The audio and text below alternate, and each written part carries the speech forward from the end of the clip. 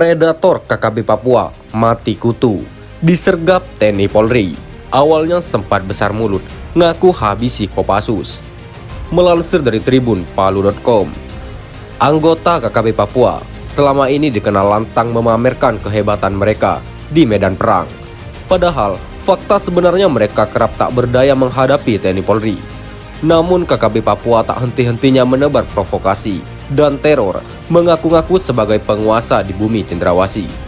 Demikian juga dengan sosok yang satu ini, hari-hari besar mulut, mengaku-ngaku habisi intel Kopassus, tapi faktanya tidak demikian. Hal itu terungkap dari video yang viral di jagat maya belakangan ini. Tak diungkapkan di wilayah mana video itu diabadikan.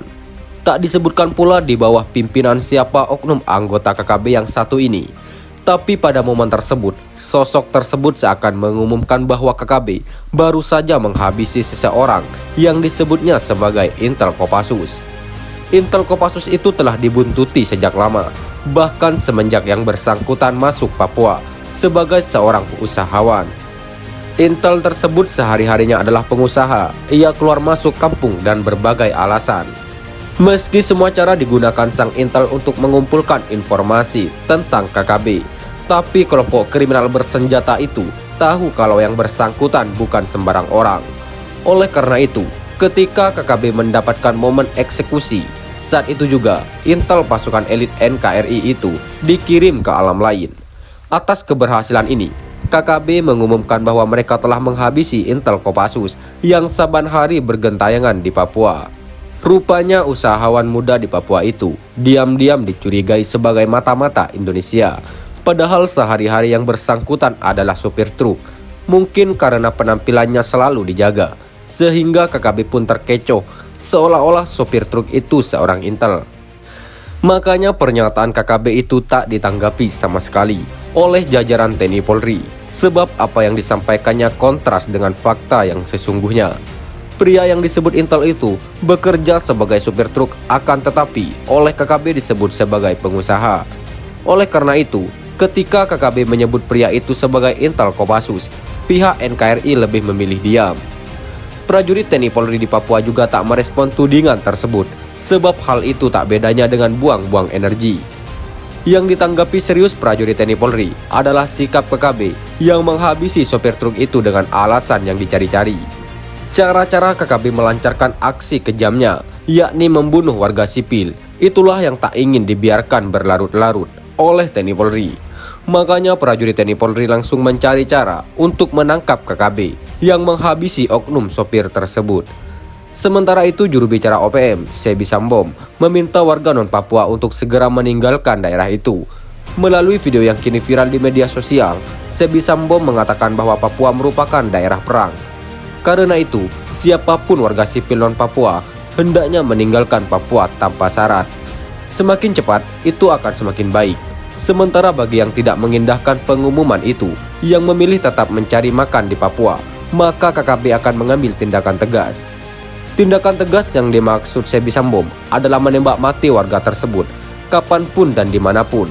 Sebagaimana halnya dalam kasus sopir truk ditembak mati belum lama ini. Kata Sebi Sambom, sopir tersebut bukan sembarang orang. Sopir tersebut adalah mata-mata Indonesia, sehingga diambil tindakan tegas. Dia mengatakan bahwa Papua merupakan daerah konflik atau wilayah perang. Karena itu, warga sipil hendaknya jangan masuk ke sana. Karena jika tertembak, maka KKB tak akan bertanggung jawab. Untuk diketahui, peristiwa penembakan warga sipil di Papua sudah sering terjadi. Penembakan itu umumnya dilakukan oleh KKB yang dipimpin para panglima. Panglima KKB yang sampai sekarang tetap eksis, diantaranya Egyanus Kogoya, Lekaga Telenggen, dan Goliat Tabuni. Egyanus Kogoya dengan wilayah operasi di Kabupaten Duga, Goliat Tabuni di Kabupaten Intan Jaya, dan Lekaga Telenggen, pimpinan KKB Ngalum Kupel di wilayah Puncak Jaya. Sebi Sambom juga menyebutkan bahwa di Papua 3 kabupaten ini merupakan daerah perang. Untuk itu, warga non-Papua dilarang ke wilayah tersebut. Kalau kalian memaksa diri masuk ke zona perang, maka jika terjadi insiden, jangan salahkan KKB, tandas Sebi Sambom. KKB lanjut dia, tidak akan bertanggung jawab apabila warga sipil ditembak atau terkena tembakan. Sementara dalam video viral lainnya, terungkap pula soal perintah bos besar TPNPB OPM terhadap seluruh anak buahnya di Papua. Isi perintah itu adalah apapun penembakan yang dilakukan KKB tak boleh menyasar orang asli Papua. Pernyataan itu diumumkan melalui sebuah acara resmi yang dihadiri oleh para pejabat teras Tentara Pembebasan Nasional Papua Barat, Organisasi Papua Merdeka atau disingkat TPNPB-OPM. Dalam pengumumannya disebutkan bahwa bangsa Papua adalah seluruh rakyat Papua. Rakyat Papua adalah orang asli Papua. Untuk itu, kata pimpinan TPNPB-OPM itu, demi kemerdekaan bangsa Papua, KKB dilarang menembak orang asli Papua. Seluruh pasukan TPNPB-OPM silakan menembak mati musuh, tapi jangan menembak rakyat kita sendiri, bangsa Papua, katanya. Pernyataan pimpinan TPNPB-OPM itu kini viral di media sosial, sehingga mengundang banyak komentar warganet. Pernyataan itu juga dinilai memprovokasi KKB, sehingga mereka akan semakin brutal melakukan tindakan terhadap warga sipil non-Papua. Untuk itu, warga diharapkan lebih waspada dalam situasi apapun, sebab tindakan KKB kadang terjadi di luar perkiraan. Sebagaimana dalam kasus insiden penembakan warga sipil yang disebut sebagai Intel Kopassus belum lama ini. Dalam peristiwa tersebut, warga sipil itu menemui ajal ketika sedang mengendarai truk di wilayah Papua. Korban dihabisi oleh 2 anggota KKB yang berpura-pura meminjam pemantik untuk menyulut rokok. Saat meminjamkan pemantik itulah, sang sopir kemudian ditembak dan mati di tempat. Insiden penembakan itu menjadi viral karena lokasinya tak jauh dari sebuah perkampungan di pedalaman Papua. Pasca kasus tersebut, TNI Polri pun melakukan pengejaran. Dalam waktu singkat, oknum penembak berhasil diringkus. Saat sang predator kebanggaan KKB itu ditangkap, saat itu pula diketahui kalau pria itu masih berusia muda. Makanya ketika diinterogasi, tanpa sadar pria yang merupakan algojo KKB itu pipis di celana. Celana pria itu basah oleh air yang bersumber dari tubuhnya sendiri. Apakah benar atau tidak kabar ini? Sampai sekarang belum ada klarifikasi dari para pihak. Fakta ini tentu menjadi sebuah ironi, sebab bermulut besar bisa menembak mati intel NKRI, tapi saat ditangkap dan diinterogasi malah pipis di celana.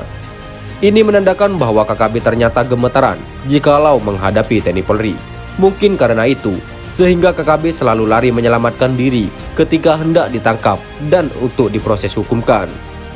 Namun dari video lain yang viral di media sosial, terungkap bahwa Panglima KKB Ngalum Kupel, Lekagak Telenggen, bertanggung jawab atas kasus penembakan tersebut. Sementara warga sipil yang merupakan sopir truk dan menjadi korban kekejaman KKB itu bernama Nober Talinting. Nober tewas diterjang peluru saat hendak mengambil pasir di Kali Ilame. Pasir diambil untuk pembangunan perumahan di dekat lokasi tersebut. Dalam peristiwa itu, Nober tewas di tepi kali, sedangkan warga yang menemaninya berhasil melarikan diri. Lantas apakah benar oknum penembak Nober sudah ditangkap polisi? Wallahu a'lam. Sekian dan terima kasih. Jika ada salah kata, kami mohon maaf. Jangan lupa like, komen, dan subscribe.